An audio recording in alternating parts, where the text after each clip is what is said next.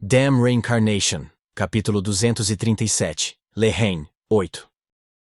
Glória era uma espada demoníaca concedida a Gavid Lindman pelo próprio rei demônio do encarceramento, ganhando o título de Lâmina do Encarceramento.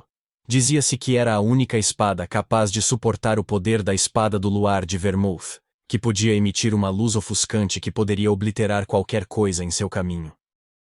Gavid Lindman quase não usou a glória nos últimos 300 anos. No entanto, apesar de permanecer intocada por muito tempo, a lâmina nunca perdeu o fio. Mesmo assim, Gavid limpava e afiava a lâmina de sua espada favorita todas as noites, sempre desejando mantê-la em perfeitas condições. Esta noite em particular não era exceção, e de fato, ele tinha um desejo maior de afiar sua lâmina esta noite. Enquanto Gavid estava sentado em seu quarto, ele pensou em seu encontro com Moron apenas algumas horas atrás. O intenso espírito de luta que ele exalava causou um arrepio agradável nas costas de Gavid, enquanto relembrava os eventos. Isso trouxe à mente memórias das batalhas que lutou 300 anos atrás. E Gavid não pôde deixar de sentir uma sensação de nostalgia invadi-lo. Só um pouquinho, pensou Gavid enquanto endireitava sua espada negra como breu. Ele se lembrou do brilho opaco dos olhos de Moron. 300 anos não era pouco tempo, mesmo para os padrões dos demônios, e era um período de tempo extremamente longo para os humanos. Gavid não pôde deixar de refletir sobre como o tempo desgastava até mesmo o mais forte dos humanos. Assim como as rochas sofrem erosão sob as forças da natureza, os humanos também são incapazes de escapar dos estragos do tempo. Por mais forte e excelente que fosse um humano, eles se desgastariam com o passar do tempo, até mesmo Moron. Eu estava ansioso por isso. Gavid relembrou a decepção que sentiu quando Moron não o envolveu imediatamente na batalha, apesar de seu comportamento maníaco. Depois de 300 anos de isolamento, Gavid esperava que a loucura de Moron se manifestasse como uma agressão violenta, mas estava errado. Em vez disso, Moron lançou insultos e xingamentos a Gavid, mas não fez nenhum movimento para sacar sua arma. Estava muito longe de suas batalhas anteriores, onde se enfrentaram em uma dança frenética da morte. Ele é humano, mas é diferente dos outros humanos. Gavid Lindman olhou para a lâmina negra que devorava toda a luz, murmurando para si mesmo sobre Moron Hur. Ao contrário de outros humanos, havia algo especial nele. Sua energia acendeu o espírito de luta de Gavid, e ele esperava ansiosamente por uma batalha. Mas foi em vão. Moron o insultou, mas não desembainhou a arma. Decepcionado, Gavid não teve escolha a não ser sacar sua espada e aplacar seu desejo de lutar. A espada demoníaca. Glória foi um presente do rei demônio do encarceramento. E Gavid a honrou cuidando dela. Sempre que sentia vontade de se soltar, afiava e limpava a lâmina, como fazia agora. A glória tinha um efeito calmante na turbulência interna de Gavid Lindman, e ele não pôde deixar de se perguntar se Moron tinha algo semelhante. Não era exatamente uma sensação de parentesco, mas Gavid não conseguia se livrar da lembrança dos olhos ferozes de Moron enquanto ele se aproximava da fortaleza do outro lado do campo de neve. Eles queimavam com a fúria de uma fera pronta para dilacerar sua presa. Mas assim que Moron chegou ao portão, sua agressividade se dissipou como uma rajada de vento. Foi uma mudança estranha, e Gavid não pôde deixar de se sentir desapontado pela batalha antecipada com Moron não ter se concretizado. Foi porque seus descendentes estavam assistindo? Ou porque ele viu uma imitação da encarnação que se parecia exatamente com Anise Slywood? Se não for isso também, é porque ele sentiu o sangue de Vermouth Lionheart. Gavid continuou a refletir. Apesar de não compartilhar uma semelhança física, Eugene Lionheart possuía um brilho e talento que lembrava seu ancestral, Vermouth Lionheart. Era um dom de que poucos humanos podiam se gabar, e que impulsionou Vermouth a grandes alturas, permitindo que ele se tornasse um herói e alcançasse os reis demônios. Até Eugene sabia que havia herdado esse dom de seu ancestral, e um dia alcançaria alturas semelhantes. O mesmo sangue que corria nas veias de Vermouth, agora corria nas veias de Eugene, e ele sabia que era apenas uma questão de tempo até que ele também se tornasse o herói. Moron também teria sentido o sangue fluindo nas veias de Eugene Lionheart. Afinal, ele havia lutado junto com Vermouth no passado. De qualquer maneira, Gavid sentiu que era uma pena. Se Moron tivesse cedido à sua loucura e o atacado, Isso teria dado a Gavid a justificativa para lutar contra ele. Não fique aí parado, entre, disse Gavid enquanto colocava Glória de volta em sua bainha. A aba se abriu e Amelia Merwin sorriu do outro lado da entrada. Isso não é um pouco miserável para ser o aposento do Duque de Helmut? Perguntou Amelia. Este não é meu território, é? Rebateu Gavid. Se você quiser, eles lhe darão um castelo. Ou você prefere que eu construa um castelo para você? Disse Amelia. Você continua rude como sempre. Gavid não pôde deixar de sorrir com a grosseria usual de Amelia. Ela tinha o hábito de se referir a todos como você, independentemente de sua posição ou status, exceto o rei demônio do encarceramento, a quem ela se dirigia com o título apropriado. Gavid sempre achou divertido, mas sabia que não devia baixar a guarda com ela. Afinal, se Amelia tivesse ousado desrespeitar o rei demônio, Gavid teria sido o primeiro a derrubá-la. É uma oferta agradável e grata, mas terei que recusar. Estou me sentindo bastante confortável nesta tenda. Gavid recusou com um sorriso. Amelia soltou um bufo suave quando ouviu a resposta de Gavid. Sem dizer uma palavra, uma sombra escura surgiu debaixo dela e tomou a forma de uma cadeira. Ela graciosamente se sentou na frente de Gavid e cruzou as pernas, seu olhar penetrante fixo nele. Vejo que você ainda tem mau gosto, Gavid disse sarcasticamente. Emoria, que estava atrás de Amelia com um osso na boca, olhou para a parte de trás da cabeça de Amelia com um olhar assassino e soltou respirações irregulares. No entanto, quando ela fez contato visual com Gavid, se encolheu como se tivesse medo de alguma coisa. Uma mistura de muitas coisas.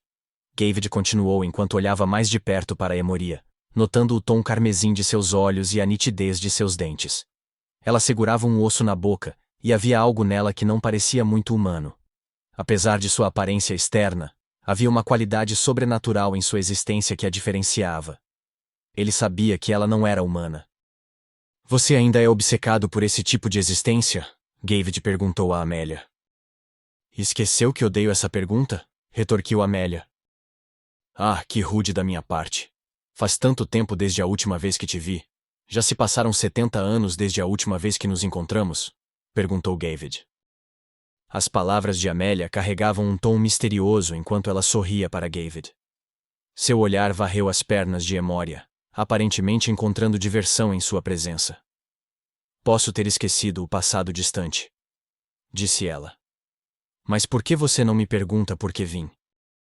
Conheço você há 200 anos. Embora eu não a tenha visto com tanta frequência quanto a conheço, sei que você é uma maga muito perversa. Se posso adivinhar com base nesse fato, acho que você está aqui para me pedir para acompanhá-la em um plano malicioso, respondeu Gavid. Amelia retransmitiu com indiferença o propósito de sua visita, seus ombros subindo e descendo em um encolher de ombros. Eles estão planejando incorporar monstros em seu treinamento conjunto. Os magos de Aroth e Nahama estarão cuidando da invocação, mas pensei em dar uma mãozinha e invocar alguns eu mesma. É mesmo? Disse Gavid. Se você investir apenas um pouco de mana, posso criar uma bagunça muito agradável e divertida aqui. O que você acha? Acho que você pode se divertir com isso, disse Amelia. Gavid deu uma leve risada e acenou com a cabeça em concordância. Essa é certamente uma proposta interessante, Amelia, disse ele, olhando-a com uma expressão curiosa. Mas receio ter que recusar. Embora eu esteja pessoalmente intrigado com a ideia do caos que você planeja criar, sei que Sua Majestade, o Rei Demônio, não aprovaria tal aventura. Depois de vir até aqui, disse Amelia. Não vim ao norte para te dar força. Eu simplesmente queria ver o herói e a santa pessoalmente. Você não esperava que eu lhe desse essa resposta? Respondeu Gavid. Amelia não negou sua acusação, e seu sorriso não vacilou com a rejeição de Gavid. Afinal, ela esperava por isso. Sua proposta não foi feita com seriedade. Mesmo que invocasse uma legião de monstros selvagens, o poder combinado da Marcha dos Cavaleiros os dominaria facilmente. Se você não está disposto a ajudar, não há razão para eu seguir em frente com o plano. Ela imediatamente desistiu de seus sentimentos persistentes. Amelia se inclinou para frente, seus olhos focados intensamente em Gavid. Deixe-me perguntar outra coisa, disse ela. Tenho certeza de que você já esperava um pouco por isso. Mas há algo que eu queria fazer há muito tempo. A mesma razão pela qual eu estava presa naquele deserto arenoso.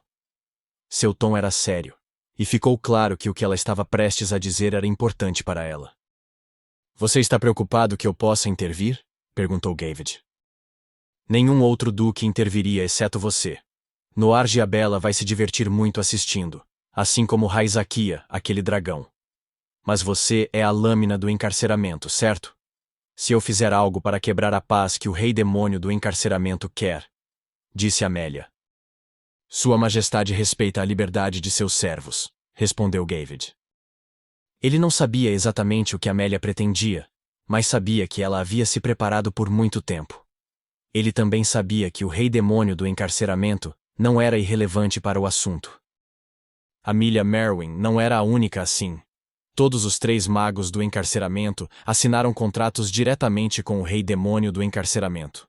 Edmund Codrath e Balzac Ludbeth também compartilhavam desejos semelhantes como magos, o que Gavid considerava altamente presunçoso e arrogante.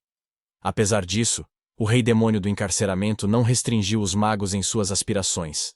Pelo contrário, concedeu-lhes liberdade irrestrita para perseguir seus objetivos, e até mesmo forneceu assistência material para alcançá-los. Não sei o que você está tentando conseguir. Sua Majestade deve saber, mas não me ordenou que a impedisse, disse Gavid. Gostaria que você me dissesse com certeza que não virá me matar, não importa o que eu faça, disse Amélia.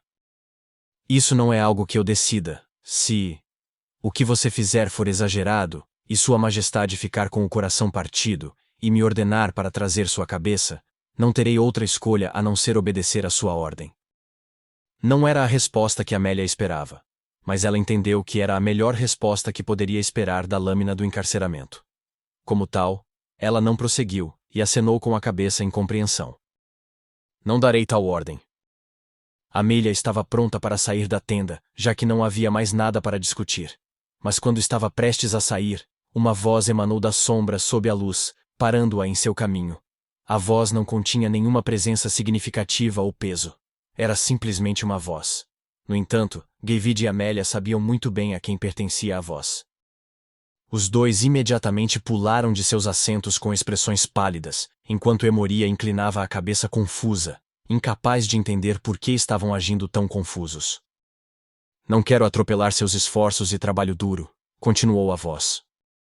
Um olho se abriu na escuridão. Ainda não havia presença a ser sentida, mas ao contrário da voz, o olho fez com que Emoria caísse no chão inconsciente com apenas um olhar. No entanto, Amélia não conseguia desviar os olhos do olho. Vossa Majestade, por que veio a um lugar tão miserável? Disse Gavid, curvando-se profunda e respeitosamente. Ele estava acostumado a ouvir a voz do rei demônio do encarceramento descendo do último andar de Babel. No entanto, fazia muito tempo desde que Gavid sentiu pela última vez a existência do rei demônio do encarceramento, e se deparou com seu olho. Isso fez Gavid tremer de êxtase. Não estou aqui para repreendê-lo, disse o rei demônio do encarceramento. Seu olho era a única coisa visível na escuridão. Amélia cerrou o punho enquanto tremia. Então, você está aqui para me repreender? Ela perguntou. Eu já te disse. Não desejo atropelar seu trabalho duro e esforço, respondeu o rei demônio. Gavid e Amélia ficaram em silêncio com essa confirmação. Se o seu desejo há muito acalentado se tornar realidade, você terá grande honra. Mas se falhar, terá que pagar o preço. Amélia Merwin, todos os meus subordinados assinaram o mesmo contrato, inclusive você. Esqueceste-te? Perguntou o rei demônio. Como poderia esquecer? Afinal, Vossa Majestade está me fornecendo tanta mana quanto desejo, respondeu Amélia. O contrato que ela tinha com o rei demônio do encarceramento era simples, mas poderoso. Amélia poderia receber tanta mana do rei demônio do encarceramento quanto desejasse. No entanto, esse poder não era algo para ser considerado levianamente, pois mesmo aqueles que tinham um contrato com o rei demônio poderiam ser facilmente destruídos por seu imenso poder. Felizmente, Amélia foi capaz de ajustar a quantidade de poder que recebeu, permitindo-lhe obter a quantidade certa no momento certo sem sobrecarregá-la. Ela não era a única com essa habilidade, já que todos os 3 magos do encarceramento eram capazes de fazer o mesmo. Quando alguém fazia um pacto com um demônio, sempre havia um preço a ser pago. A moeda mais comum para tais acordos Era a alma de alguém em troca de poder. Assim que o contratado morresse, sua alma seria propriedade do demônio com o qual eles fizeram um pacto. O contrato entre Amélia e o rei demônio do encarceramento não era diferente. Amélia estava ciente de que quando sua hora chegasse, sua alma seria entregue ao rei demônio. Isso não era tudo. Os reis demônios eram seres únicos cujo poder prosperava na adoração. Assim como a fé e a adoração em um Deus os tornavam divinos, da mesma forma, a admiração e a adoração dos reis demônios aumentavam seu poder e os tornavam quem eles eram. Era essa diferença fundamental que diferenciava os reis demônios de outros demônios. O rei demônio do encarceramento prosperava no medo. A simples menção de seu nome era suficiente para causar terror nos corações das pessoas, e sua reverência por sua existência apenas aumentava seu poder. Para o rei demônio, o medo era um doce néctar, um tipo diferente de adoração que só servia para fortalecer seu domínio sobre o domínio demoníaco de Helmut. Como tal, se Amélia corresse loucamente para cumprir seu objetivo há muito acalentado, o mundo viria a conhecer seu nome e sua identidade como a maga negra que foi contratada pelo rei demônio do encarceramento. O medo que atingiria os corações dos humanos seria transformado no poder do rei demônio do encarceramento. E uma vez que Amélia morresse, a alma da maga negra que causou medo nos corações de muitos seria adicionada à coleção do rei demônio do encarceramento. Ele ganharia o grande poder que ela acumulava e o medo que ela representava. Amélia estremeceu com o mero pensamento de tal destino caindo sobre ela. A imagem de sua alma sendo possuída pelo rei demônio, como era o caso de todos os magos negros que haviam feito contratos com demônios, foi o suficiente para fazer seu sangue gelar. Ela não estava sozinha em seu medo. Todo mago negro conhecia o horror de ter sua alma tirada. A morte não oferecia conforto para aqueles que haviam feito tais pactos, e era por isso que muitos deles buscavam desesperadamente mudar seu destino. Amélia não era exceção a esta regra. "Moron está aqui", murmurou o rei demônio. BOOM! Assim que ele terminou de falar, uma grande força destruiu a tenda de Gavid. Mas a única coisa que voou foi a tenda. Foi o resultado de Gavid imediatamente erigir um feitiço para proteger o espaço. "Impensável!" Gavid berrou, sua mão instintivamente alcançando o punho de sua espada. Sua raiva era palpável, uma força fervilhante que ameaçava transbordar a qualquer momento. No entanto, não sacou sua lâmina. O rei demônio do encarceramento não havia dado a ordem, e Gavid sabia que não deveria agir sem o comando de seu governante. Ainda assim, o peso de sua fúria foi suficiente para encher o ar, sufocando todos os presentes. Antes que alguém percebesse, a névoa negra se reuniu atrás de Gavid, e uma vez que a névoa se dissipou, os cavaleiros demoníacos estavam ajoelhados em uníssono. Localizado dentro de um tentáculo de escuridão, havia um olho carmesim. Nenhum dos cavaleiros da névoa negra jamais encontrou o rei demônio do encarceramento. Mas eles instintivamente sabiam a quem pertenciam o olho e a escuridão. "Moron Hur", disse a voz de dentro da escuridão. O olho rolou, e Moron se endireitou. Ele veio direto do topo do castelo Fortaleza. Ele estava bebendo alegremente com Eugene e Anise até alguns segundos atrás, mas sua mente estava completamente clara agora. As únicas coisas que o ocupavam eram um grande ódio e a vontade de matar. "Encarceramento", Moron cuspiu o nome do rei demônio como se fosse veneno, seus lábios torcidos em um rosnado de ódio e fúria. Ele foi o primeiro a chegar, mas outros logo o seguiram, atraídos por sua determinação feroz e inabalável. Eugene pousou atrás de Moron, envolto em chamas roxas que dançavam e piscavam ao seu redor como uma coisa viva. Seus olhos brilhavam com uma intensidade feroz, combinando com os de Moron em seu foco inabalável. Anise pousou graciosamente atrás dos dois homens, suas asas de luz desdobradas atrás dela como uma auréola de puro brilho. "Não desejo causar perturbação", falou a voz, e a escuridão se contorceu em resposta. Logo, outros começaram a se reunir. Os primeiros a chegar foram os Cavaleiros da Cruz de Sangue do Império Yuras, com suas armaduras ressoando e suas armas prontas. Rafael estava na liderança e desembainhou sua grande espada, ao ver a escuridão e o olho vermelho antes de saltar no ar como se estivesse pronto para atacar. "Pare!" gritou Anise. O grito continha uma grande quantidade de poder divino, e fez com que Rafael parasse no ar. Rafael olhou para Anise com uma expressão atônita. Então deu um leve aceno antes de abaixar sua grande espada. Os Cavaleiros da Cruz de Sangue estavam de frente para a névoa negra, e logo, membros da família Lionheart e os Cavaleiros Dragão Branco de Kill chegaram. Os cavaleiros, que continuavam a aumentar em número, cercaram a névoa negra para impedi-los de escapar. Mas isso era apenas o que parecia na superfície. Eugene olhou para a escuridão enquanto cerrava os punhos. Logo, os reis do continente começaram a chegar, cada um com suas reações únicas. O Papa de Iuras engasgou de dor enquanto apertava o peito, sangue escorrendo de seus estigmas, apesar de não ter invocado nenhum milagre. Os olhos injetados do Imperador de Kill permaneceram fixos na escuridão, mas seu corpo o traiu, suas pernas tremendo incontrolavelmente enquanto seus instintos entravam em ação. Apesar disso, ele se manteve firme, recusando-se a deixar seu medo aparecer, mas apenas por pouco. Embora o oponente fosse seu igual, o imperador de um império, ele também era o rei demônio que reinava por um período extremamente longo. Em particular, o rei demônio do encarceramento era especial e mais poderoso, mesmo entre os reis demônios.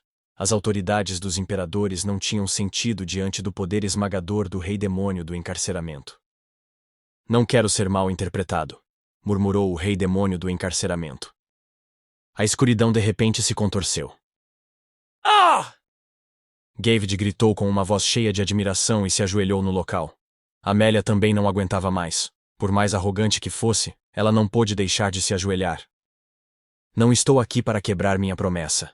A voz do rei demônio ecoou no ar, e a escuridão assumiu a forma humana, revelando o rei demônio do encarceramento. Sua pele pálida e sem sangue, e olhos vermelho-rubi, eram impressionantes, e sua beleza era inegável. O rei demônio do encarceramento continuou enquanto acariciava o chifre em sua cabeça. Se você está entendendo mal minha visita, e está desconfiado de mim, espero resolver o mal-entendido. Moron olhou para o rei demônio do encarceramento com olhos injetados e falou. Ouvi dizer que você alertou o mundo.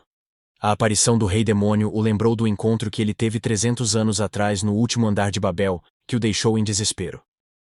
O rei demônio do encarceramento acenou com a cabeça e respondeu.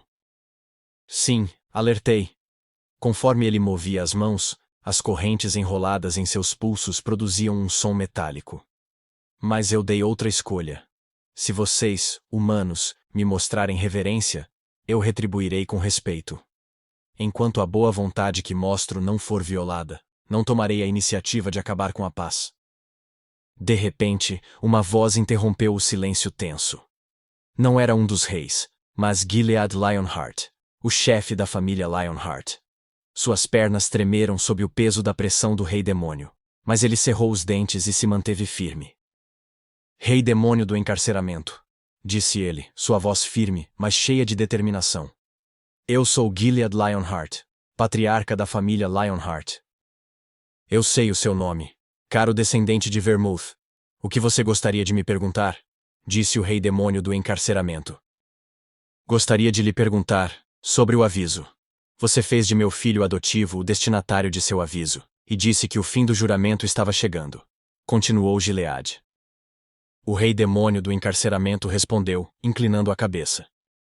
O juramento não foi feito para durar para sempre.